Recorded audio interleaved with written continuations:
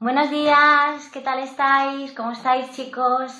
¿Cómo habéis pasado el fin de semana? Bueno, espero que bien, que hayáis hecho los deberes y nada, estoy muy contenta de estar aquí otra vez con todos vosotros. Ya sabéis que estamos aquí todos los días en mi casa, Teórica en casa de Laura, de 12 a 1, de lunes a viernes, ¿sí?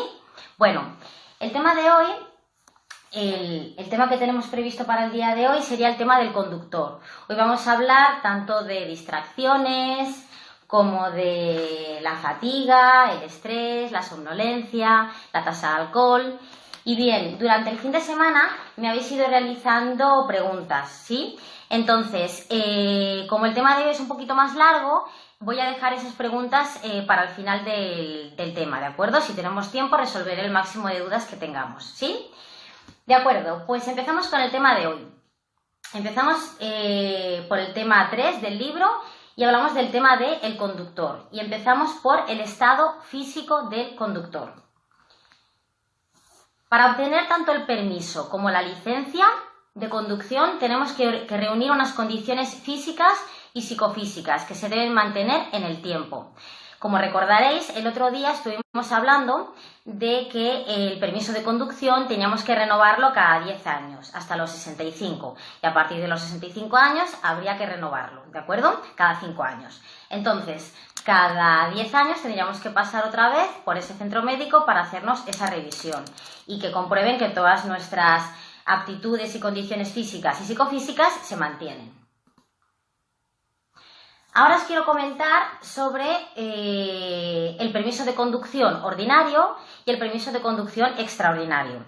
Un permiso de conducción ordinario sería como el que vamos a tener la gran mayoría de nosotros y tenéis que saber que el hecho de, por ejemplo, tener que utilizar gafas o tener algún problema de audición, seguiríamos estando hablando en este caso de un permiso de conducción ordinario.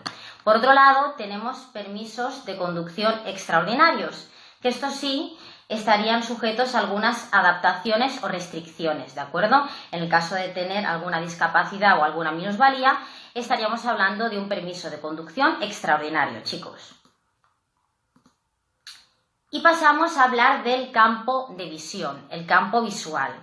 Cuando estamos completamente detenidos, tenemos un campo visual de 180 grados y en ese caso también tenemos visión periférica, que es lo que tenemos a ambos lados. A medida que la velocidad va aumentando, el campo visual va disminuyendo. Os enseño una imagen para que lo veáis. ¿Lo veis por aquí? A medida que la velocidad aumenta, el campo de visión va disminuyendo. Bien, pues seguimos. Ahora os quiero hablar del tiempo de reacción. ¿Qué es el tiempo de reacción? El tiempo de reacción sería el tiempo que tardamos en reaccionar ante un estímulo. Un estímulo puede ser cualquier cosa, chicos. Pero, por ejemplo, si lo relacionamos con el tema de la conducción, el tiempo de reacción sería, en el caso de que viéramos un semáforo que nos cambia de verde a amarillo, lo que tardamos en procesar esa información, quitar el pie del acelerador y ponerlo sobre el pedal del freno, eso sería nuestro tiempo de reacción, lo que hemos tardado en reaccionar ante un estímulo. Este tiempo podría aumentar y podría aumentar dependiendo de múltiples factores, como por ejemplo el cansancio, el sueño, enfermedades, medicamentos, comidas inadecuadas, el calor o incluso el estado de ánimo. Si os preguntan en condiciones normales en cuánto estaría un tiempo de reacción, la respuesta sería 0,75 segundos. Eso sería un tiempo de reacción normal. También puede ser la respuesta de test, que estaría entre medio y un segundo. Y otra cosa muy importante que os quiero comentar es que toda respuesta de test que os diga que el tiempo de reacción disminuye sería falsa. El tiempo de reacción, como hemos dicho, podría aumentar a causa de varios factores.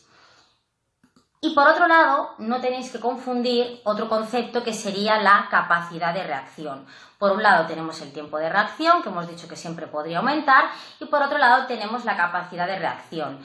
Nuestras capacidades, en el caso de que estemos cansados, que tengamos sueño, que hayamos comido alguna comida inadecuada, las capacidades se verían disminuidas, es decir, todo lo contrario al tiempo de reacción. Por lo tanto, no confundir estos dos conceptos. Por un lado, el tiempo de reacción hemos dicho que siempre podría aumentar y nuestras capacidades podrían llegar a disminuir, ¿de acuerdo?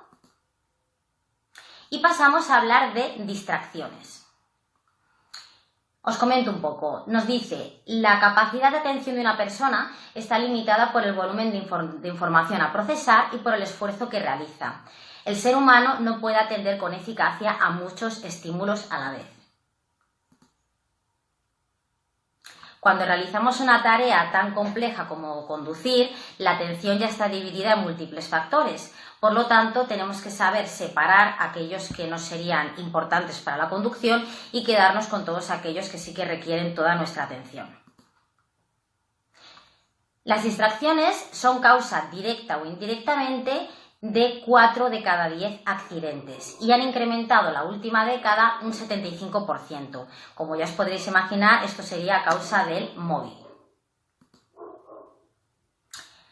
Os comento ahora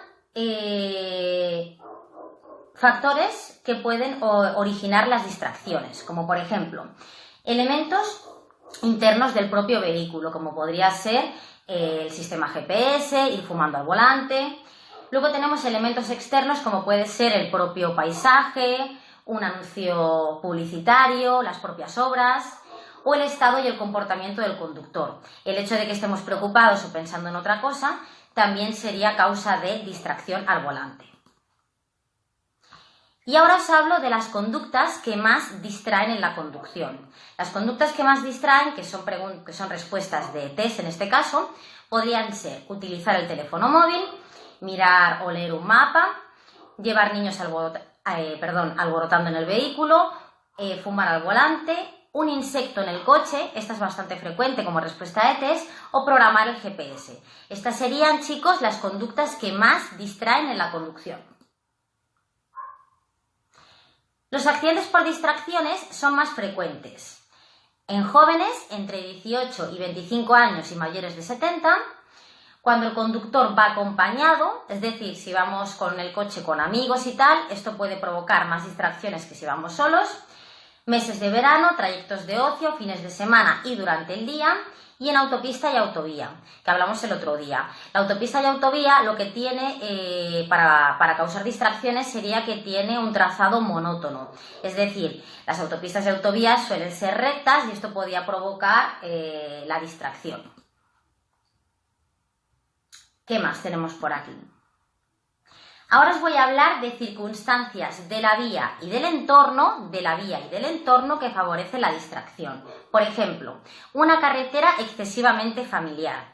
El hecho de que pasemos cada día por el mismo sitio, que nos lo conozcamos casi de memoria, puede provocar, pues eso, que nos distraigamos, porque pensamos que, bueno, que nunca puede surgir un imprevisto. La baja luminosidad del ambiente y variaciones de luz. Localización de señales y lugares. Una situación de tráfico excesivamente compleja y ciertas características perceptivas de las señales.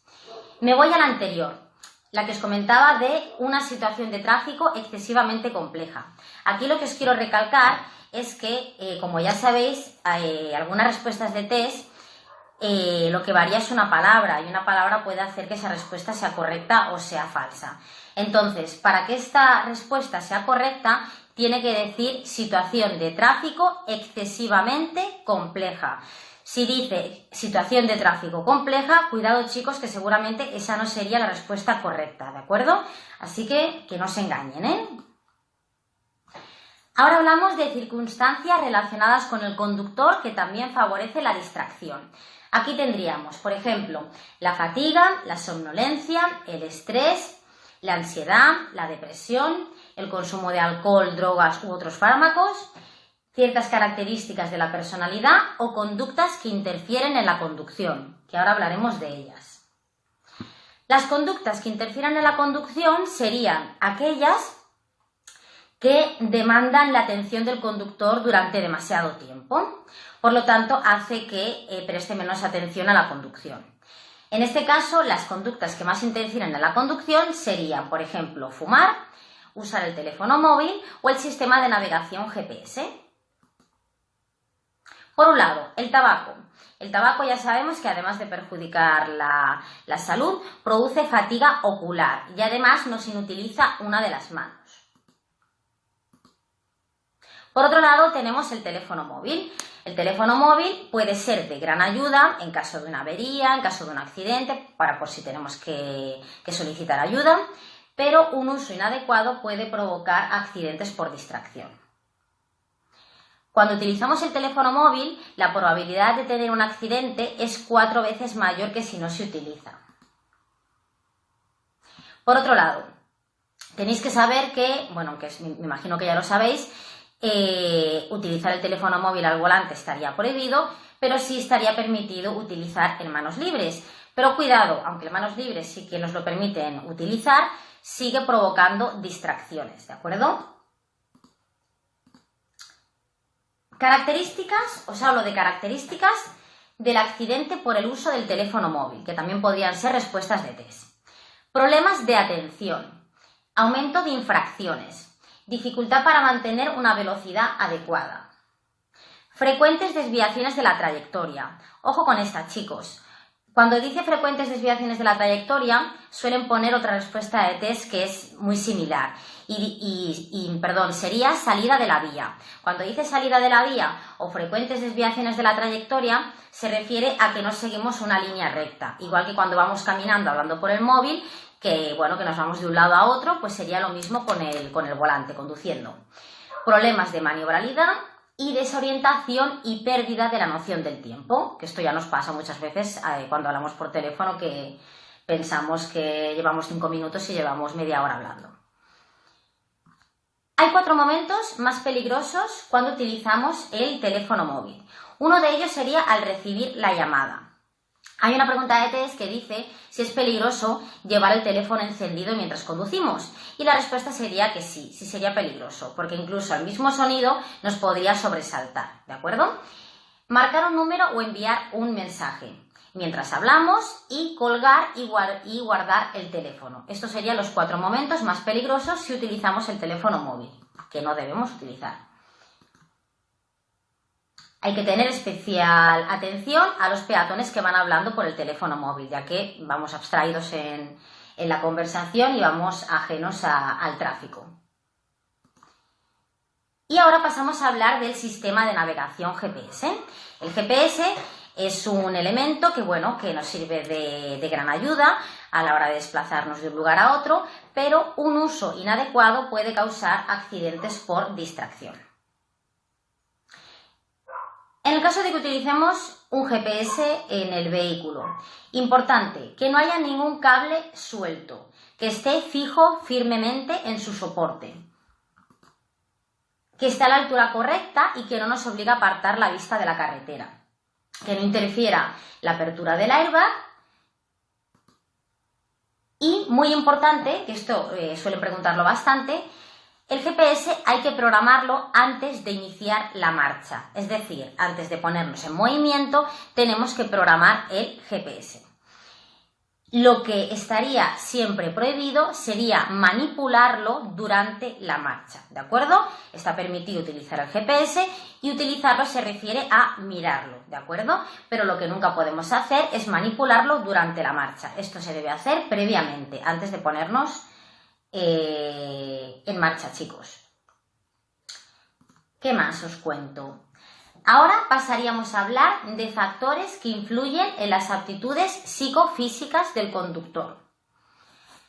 Por un lado, tenemos la fatiga. ¿Qué sería la fatiga? Nos dice que es un descenso del rendimiento del conductor debido al esfuerzo físico y psíquico que tiene la conducción. Puede ser física, cansancio, o puede ser psíquica, disminuye la concentración y la percepción de estímulos. La fatiga está relacionada directa o indirectamente entre un 20 y un 30% de los accidentes de tráfico. Ahora os voy a comentar circunstancias de la vía y del entorno que favorecen la aparición de la fatiga. Circunstancias de la vía y del entorno que favorecen la aparición de la fatiga. Por un lado, tenemos recorrer una vía con un firme en mal estado. Se refiere a que el asfalto, el terreno, no esté en buenas condiciones, que por ejemplo tenga baches. Conducir por una vía poco conocida también podría implicar la aparición de la fatiga. O las condiciones climatológicas ambientales adversas. Aquí estaríamos hablando de la lluvia, de la nieve, de la niebla, que ya tenemos un tema que está dedicado a estas circunstancias. Lo veremos más adelante. Seguimos. Ahora hablamos de circunstancias del vehículo que favorecen la fatiga. Tendríamos, por ejemplo, una mala ventilación o una temperatura elevada en el interior del vehículo, o sea, que tengamos mucho calor favorece la fatiga. Conducir con un vehículo en mal estado o que haga demasiado ruido. Un mal diseño de asientos u otros elementos del interior del vehículo. Todos estos factores pueden favorecer la aparición de la fatiga. Y ahora hablamos de circunstancias del conductor que favorecen la aparición de la fatiga. Aquí, por ejemplo, tendríamos mantener una velocidad elevada durante demasiado tiempo. Las alteraciones en el estado del conductor. Cambios en los hábitos normales de la conducción. Por ejemplo, hay gente que no está habituada a conducir de noche y esto sería un cambio que podría facilitar la aparición de la fatiga. Ser conductor novel también sería una causa y mantener posturas inadecuadas en el asiento. Síntomas de fatiga, os los podéis imaginar, por ejemplo, dificultad para concentrarse, parpadeo constante, fallos de audición, sensación de brazos dormidos, continuos movimientos y cambios de postura y sensación de presión en la cabeza. Bajo los efectos de la fatiga podemos sentir una visión borrosa, disminución de la sensibilidad auditiva, distracciones frecuentes, aumenta el tiempo de reacción, muy importante, que hemos comentado que el tiempo de reacción siempre podría aumentar y nunca disminuir. El razonamiento se ve gravemente afectado. Y ahora pasaríamos a hablar de la somnolencia. La somnolencia también estaría relacionada con la fatiga y estaría implicada directa o indirectamente entre un 15 y un 30% de los accidentes de tráfico. Muy importante, la somnolencia es un proceso y la somnolencia aparecería mucho antes de que el conductor llegue a quedarse dormido, que sería otra pregunta de test, recordarla. La somnolencia aparece mucho antes de que el conductor llegue a quedarse dormido. Causas de somnolencia, por ejemplo, tenemos el momento del día, dormir menos horas de las habituales y cambiar las horas habituales del sueño. La calidad del sueño también influiría y situaciones de tráfico monótonas, como hemos comentado antes, la autopista y la autovía. Factores más habituales que facilitan la aparición de la somnolencia, tendríamos también trastornos del sueño y sustancias sedantes y estimulantes. Síntomas de somnolencia, que esto seguro que os los conocéis todos. Por ejemplo, problemas para mantener la cabeza erguida. Pérdida de concentración, problemas para recordar los últimos kilómetros que hemos recorrido, salirte de tu carril o pasarte alguna señal de tráfico o pasarte una salida y conducir muy cerca del vehículo que llevas delante, del vehículo que nos precede. Efectos de la somnolencia. También aumentaría el tiempo de reacción, como en el caso de la fatiga, y aumenta el número de distracciones al volante. Efectos de la fatiga. Altera la capacidad para tomar decisiones al volante, altera la movilidad del conductor, los movimientos se hacen más lentos y menos precisos. Y aquí os quiero comentar remedios para combatir tanto el sueño como la fatiga y somnolencia. Pues lo ideal sería descansar. ¿Cada cuánto tiempo tendríamos que descansar si estamos conduciendo y estamos realizando un viaje largo? Pues bien, lo ideal sería cada 2 horas o cada 200 kilómetros de recorrido. Cada 2 horas o cada 200 kilómetros de recorrido.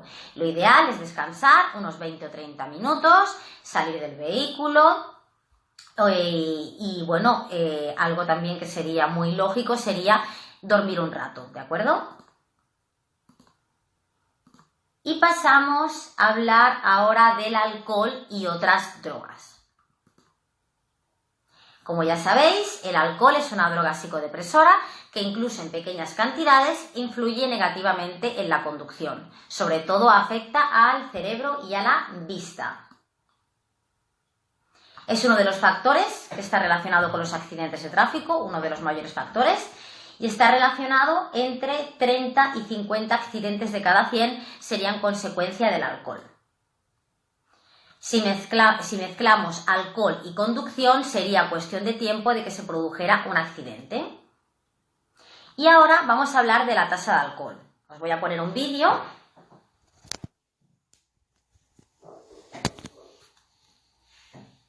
Y ahora lo comentamos, chicos.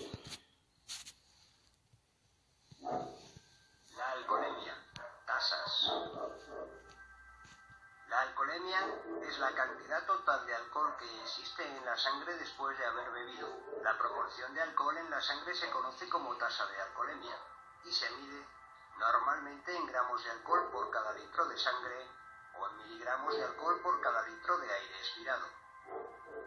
Con carácter general, está prohibido conducir cualquier vehículo, incluso bicicletas, con una tasa de alcohol en sangre superior a 0,5 gramos por litro, o de alcohol en aire expirado superior a 0,25 miligramos por litro. Cuando se trate de vehículos destinados al transporte de mercancías, con una masa máxima autorizada superior a 3.500 kilogramos, los conductores no podrán circular con una tasa de alcohol en sangre superior a 0,3 gramos por litro o de alcohol en aire expirado superior a 0,15 miligramos por litro. En el caso de vehículos destinados al transporte de viajeros de más de 9 plazas, escolar y de menores, de mercancías peligrosas, vehículos de servicio público de viajeros, vehículos en servicio de urgencia y transportes especiales, está prohibido circular con una tasa de alcohol en sangre superior a 0,3 gramos por litro o de alcohol en aire expirado superior a 0,15 miligramos por litro. Los conductores de cualquier vehículo no podrán superar la tasa de alcohol en sangre de 0,3 gramos por litro ni de alcohol en aire expirado de 0,15 miligramos por litro durante los 2 años siguientes a la obtención del permiso o licencia que les habilita para conducir. A estos efectos, solo se computará la antigüedad de la licencia de conducción cuando se trate de la conducción de vehículos para los que sea suficiente dicha licencia. Bien, a ver, hablamos de la tasa de alcohol, muy importante. Aquí tenéis muchas preguntas de test. Por un lado, tenemos la tasa general, ¿de acuerdo? La tasa general sería para aquellos conductores que tienen más de 2 años del permiso de conducción. Tenemos por un lado la tasa general y por otro lado la tasa reducida. Vamos a la general. La general sería 0,5 gramos por litro en sangre y 0,25 miligramos por litro en aire expirado, ¿de acuerdo? Cuidado con esto. Por un lado, en sangre serían 0,50 y en aire sería 0,25. Pero tened en cuenta que a veces en las respuestas de los test os habéis quedado con los números, que son muy sencillos, porque además en sangre es 50 y en aire es 25, que sería la mitad, pero a veces lo que os cambian es la unidad de medida. Cuando hablamos del 0,5 hablamos de gramos por litro y cuando hablamos de aire serían los 0,25 miligramos por litro de aire expirado, ¿de acuerdo? Así que no confundáis esto. Por otro lado, tenemos la tasa reducida. La tasa reducida sería la que tendréis vosotros durante los 2 primeros años de permiso, ¿sí? Y sería en sangre 0,30 gramos por litro y en aire sería 0,15, ¿de acuerdo? 0,30 gramos por litro y en aire 0,15 miligramos por litro. Bien, esa tasa, chicos, recordad que la tenéis durante los 2 primeros años. Y hay una cosa que tenéis tendencia a veces a confundir. Os comento, la L teníamos que llevarla durante 1 año, cuando éramos noveles de nuestro primer permiso, pero la tasa de alcohol la tenemos reducida durante 2 años. Otra cosa que os quiero comentar. Cuando hablábamos de llevar la L, dijimos que la teníamos que llevar durante 1 año. Y os puse de ejemplo, por ejemplo, que si nos sacábamos el permiso A1 con 17 años y llevamos esa L detrás de la motocicleta, cuando obtuviéramos el permiso de coche no tendríamos que llevar la L. Pues bien, en el caso de la tasa de alcohol pasa un poco lo mismo.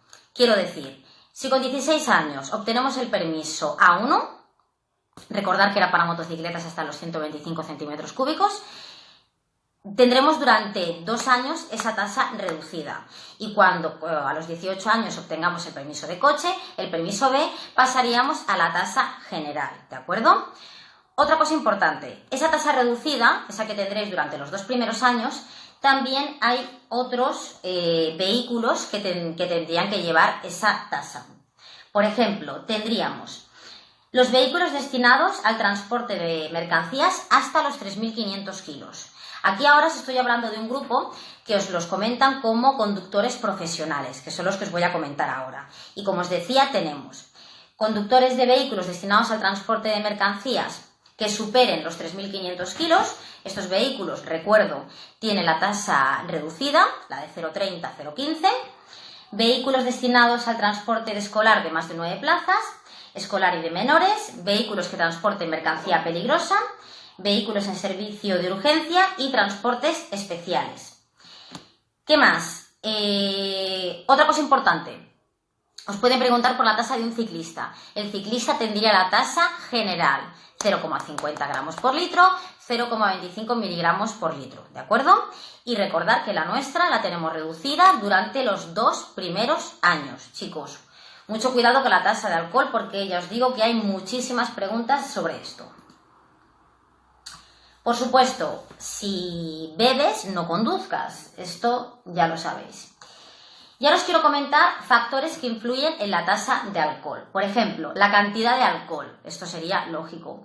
El peso de la persona. El sexo de la persona. Me lo preguntabais el otro día. A las mujeres el alcohol nos afecta más que a los hombres. El tiempo transcurrido desde que se consumió. Os pueden preguntar cuándo la alcoholemia coge el punto más alto. Sería aproximadamente a la hora, entre los 30 y 90 minutos después de haber empezado a beber. El tipo de bebida y el modo de ingestión. Tenemos 2 tipos de bebidas que os pueden preguntar por ellas. Por un lado, las bebidas fermentadas, que tendríamos, por ejemplo, el vino o la cerveza, y las bebidas destiladas, que aquí ya tendríamos pues el whisky, el vodka, la ginebra. Entonces, las que tienen más gradaciones de alcohol, lógicamente, serían las bebidas destiladas. Principales factores que influyen en la tasa de alcohol. Tendríamos, por ejemplo, tener el estómago vacío o lleno, influye en la tasa de alcohol. La edad, otro factor muy importante. El alcohol le afecta más a las personas jóvenes y a las personas mayores. La única forma de no dar positivo sería no beber, esto ya lo sabéis. Y ahora hablamos de alteraciones que puede provocar el alcohol en el comportamiento del conductor. Por ejemplo, todos estos puntos que os voy a comentar ahora serían respuestas de test. Infravaloración de los efectos sobre la capacidad para conducir. Falsa seguridad en sí mismo y mayor asunción de riesgos. Menor prudencia y más infracciones. Respuestas impulsivas, agresivas o descorteses. Ahora hablamos de alteraciones que produce el alcohol, pero en el entorno del tráfico. Tendríamos peor percepción de señales, luces y vehículos, cálculo incorrecto de las distancias y de la velocidad de otros conductores, aumento de deslumbramiento y reduce el campo de visión provocando la visión túnel. Y perderíamos lo que hemos comentado antes, la visión periférica, solo veríamos lo que tenemos enfrente. ¿Qué más tenemos por aquí? El alcohol, por supuesto, también haría aumentar el tiempo de reacción y disminuiría nuestras capacidades. Con lo permitido, con lo que sería legal, con nuestra tasa de alcohol, que sepáis que ya se multiplicaría por 2 el riesgo de accidente. Así que no penséis que, aunque tengamos un margen permitido, no nos afecta a la conducción, o sea, no nos afecta a nosotros. Ya se multiplicaría, como os he comentado, por 2 el riesgo de accidente. Y a medida que la tasa de alcohol fuera aumentando, el riesgo de accidente también se iría multiplicando. Ahora os quiero hablar un poco de las drogas.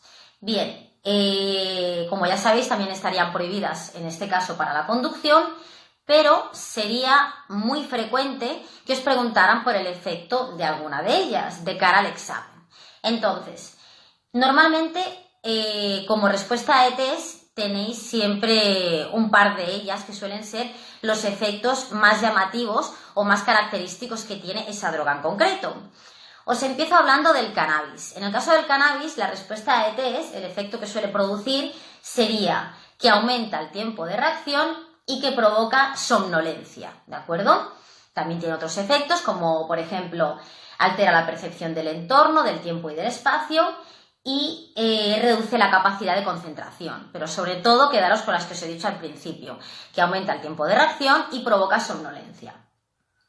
Por otro lado, tenemos la cocaína. En este caso, la que os suelen poner como respuesta a ETS correcta sería que genera comportamientos competitivos o agresivos hacia los demás conductores, ¿de acuerdo? También tiene otros efectos como que se cometen más infracciones, puede alterar la percepción del entorno del tráfico y disminuye la capacidad de concentración aumentando las distracciones. Todas estas serían efectos que tiene la cocaína. Ahora pasamos a hablar del éxtasis. En el caso del éxtasis, la que os suelen poner como respuesta a ET sería ilusiones ópticas y una mayor sensibilidad a la luz. Ilusiones ópticas y mayor sensibilidad a la luz. Aunque tiene otros efectos, como por ejemplo, disminuye la capacidad de concentración, provoca episodios de depresión-ansiedad y también agotamiento físico-mental una vez desaparecen los síntomas. Pasamos a hablar del LSD.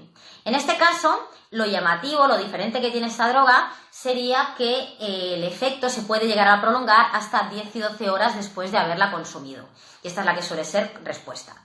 También podría provocar alucinaciones, agresividad, ansiedad, incluso pánico. Y por último, tenemos la anfetamina. En este caso, la que suelen poner como respuesta a ETS sería que genera comportamientos impacientes o impulsivos hacia los demás conductores. También podría tener otros efectos como movimientos más lentos, disminución de la sensación de fatiga, pudiendo llegar a un agotamiento agudo y retrasa la aparición del sueño, pudiendo presentarse una irresistible necesidad de dormir pasadas unas horas después de haberla consumido. Bien.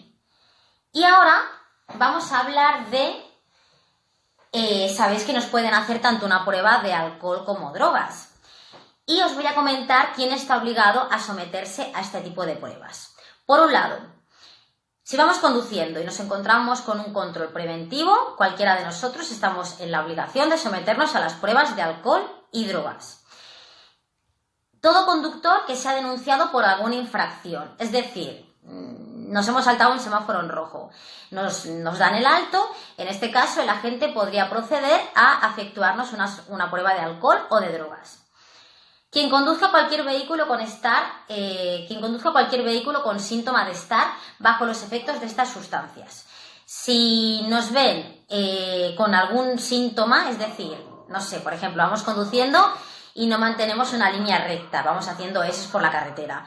El agente podría darnos el alto y efectuarnos también una prueba tanto de alcohol como de drogas.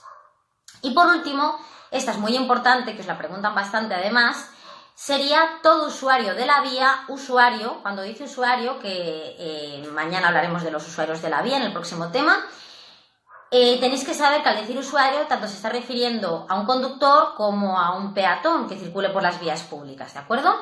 Todo usuario de la vía o conductor de un vehículo implicado como posible responsable en un accidente. A ver, que quede claro esto. Si como conductor hemos dicho que nos pueden hacer la prueba siempre que quieran, es decir, en un control preventivo, si hemos infringido alguna infracción en las normas del tráfico o si estamos con alguno de estos síntomas. Pero Como usuario de la vía nos podrían hacer una prueba de alcohol o de drogas en el caso de que se sospeche que estamos implicados en un accidente. Un peatón podría causar un accidente, podría provocarlo. Por lo tanto, para que nos puedan hacer una prueba de este tipo, se tiene que sospechar que somos responsables de un accidente. Y en este caso os estoy hablando en el caso de que seamos peatones, ya no de conductores. Bien, la prueba de alcohol se hace con un aparato que se llama etilómetro y se hace mediante una prueba de aire expirado, ¿de acuerdo? Etilómetro por una prueba de aire expirado. En el caso de que en esa prueba que nos hagan tengamos un resultado positivo o incluso, esto es muy importante, si damos negativo, el agente podría proceder a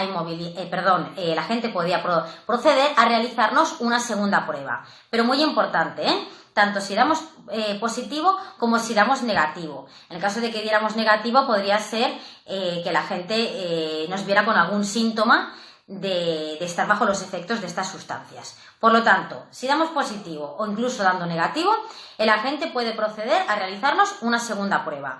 Nos tiene que informar de esto, de que nos va a realizar esta segunda prueba. Y entre la primera y la segunda, mínimo tiene que transcurrir un tiempo de 10 minutos, ¿vale?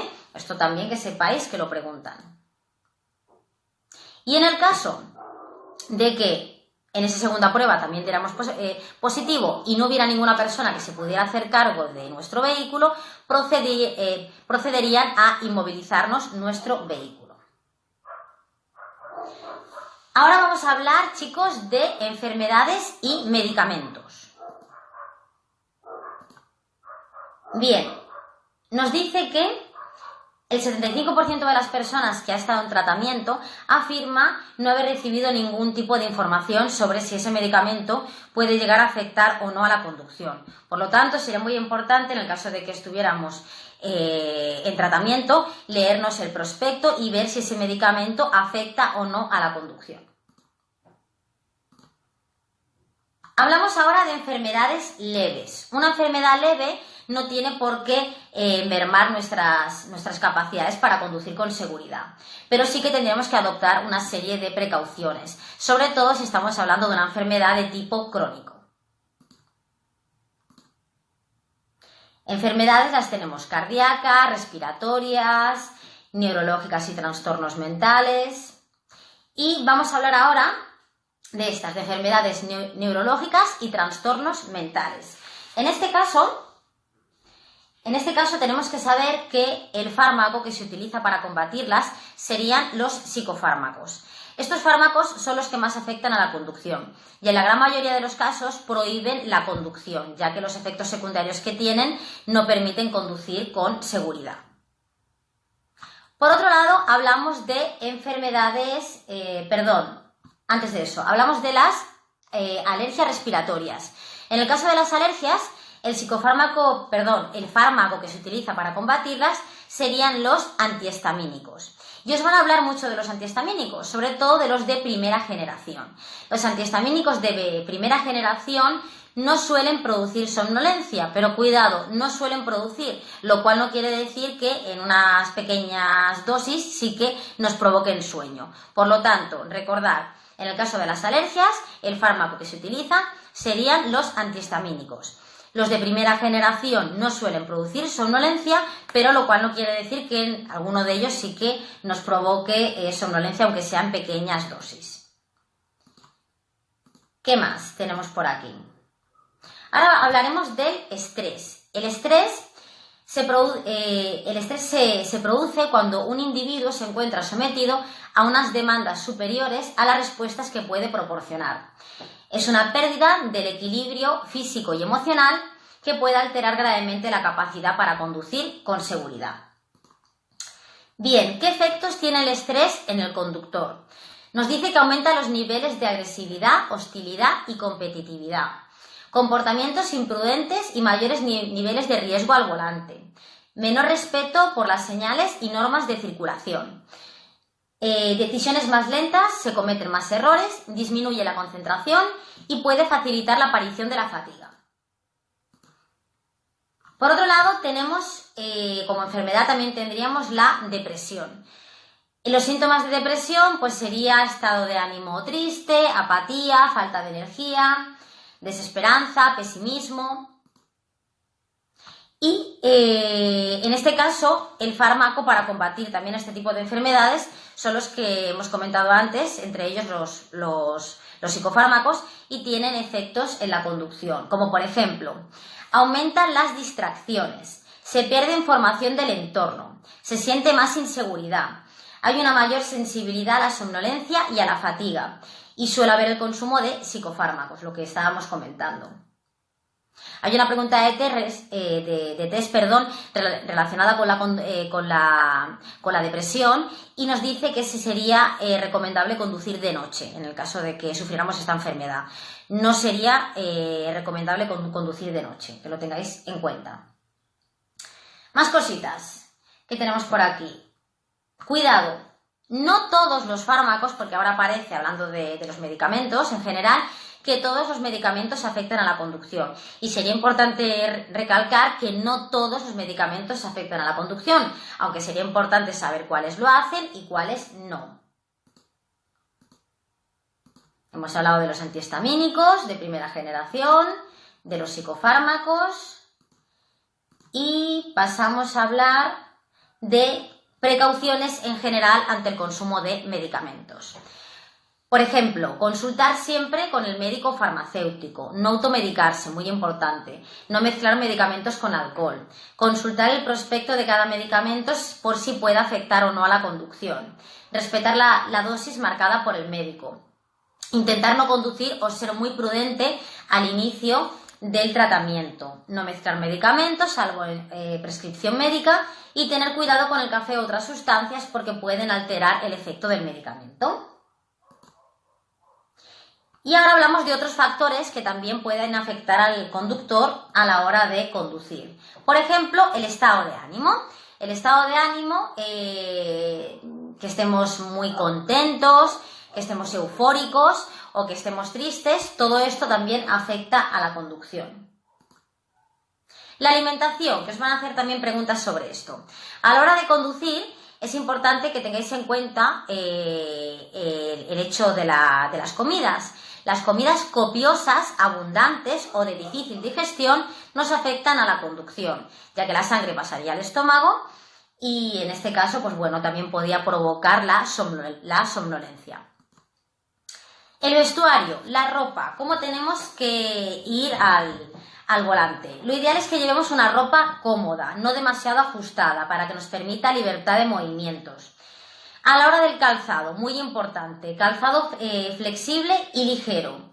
Cuidado con las sandalias tipo playa, las chancletas, que estarían prohibidas, ¿de acuerdo? En el caso de que lleváramos sandalias, tendrían que ir atadas al tobillo, ¿de acuerdo? Y en el caso de que fuéramos en moto, la indumentaria es muy importante y además muy importante en cualquier época del año. Tendría que ser de colores vivos y llamativos, de piel u otro material similar. Os voy a hablar de los guantes, que tenéis preguntas sobre esto. En el caso de los guantes, en caso de que fuéramos en moto.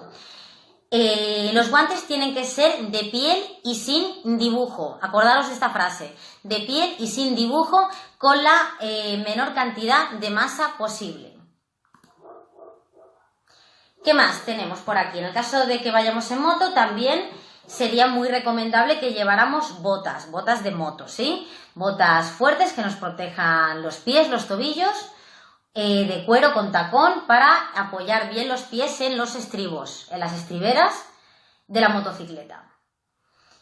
Pues bien, chicos, hemos terminado el tema de hoy, ¿sí? El tema del conductor. Os quiero recalcar sobre todo el tema de la tasa de alcoholemia, ¿sí? Muy importante. También el tema de los efectos de las drogas, aquellos efectos que podían causar distracciones, ¿sí? Todo eso, tener en cuenta que lo preguntan bastante de cara a los test. Y ahora quiero resolver algunas dudas de las que me habéis ido preguntando durante el fin de semana.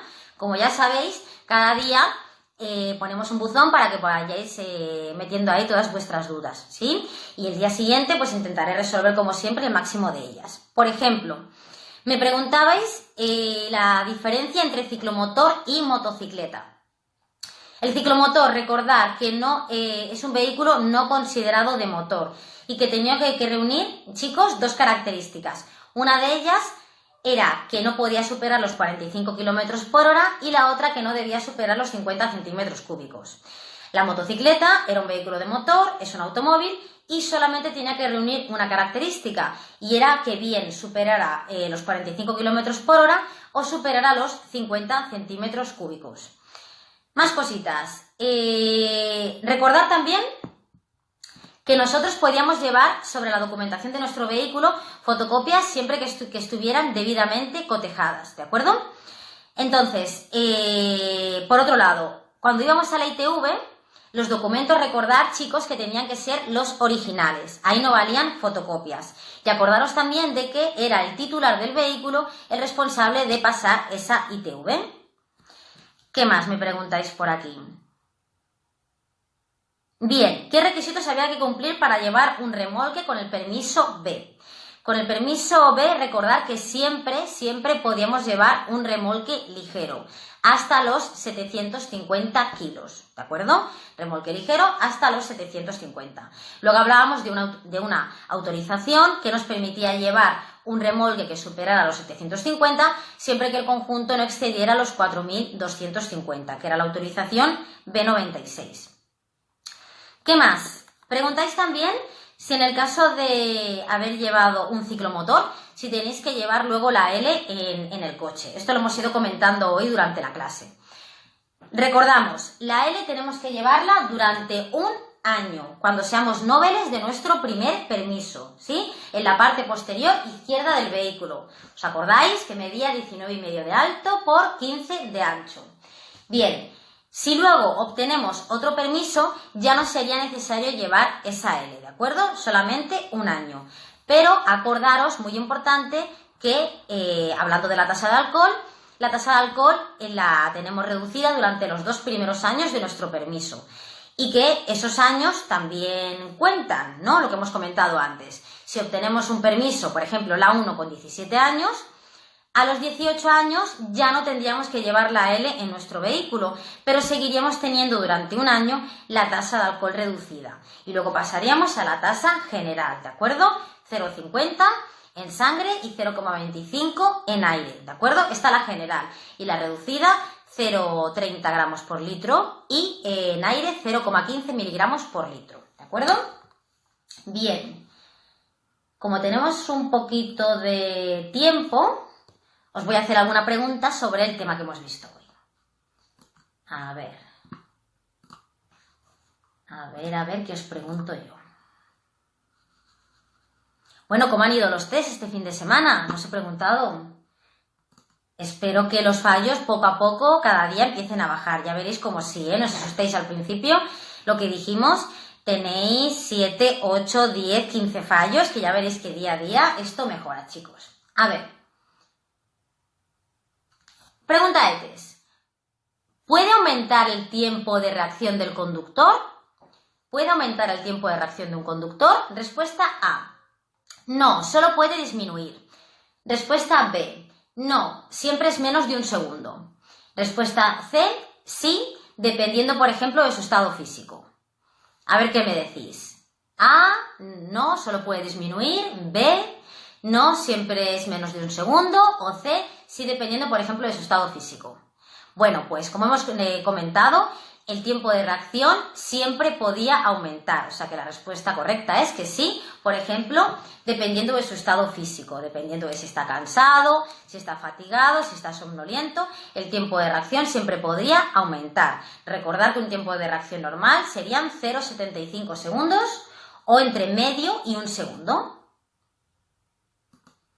Más cositas. Bien, a ver esta. El consumo de drogas ¿afecta a la capacidad de reacción? Repito la pregunta, cuidado.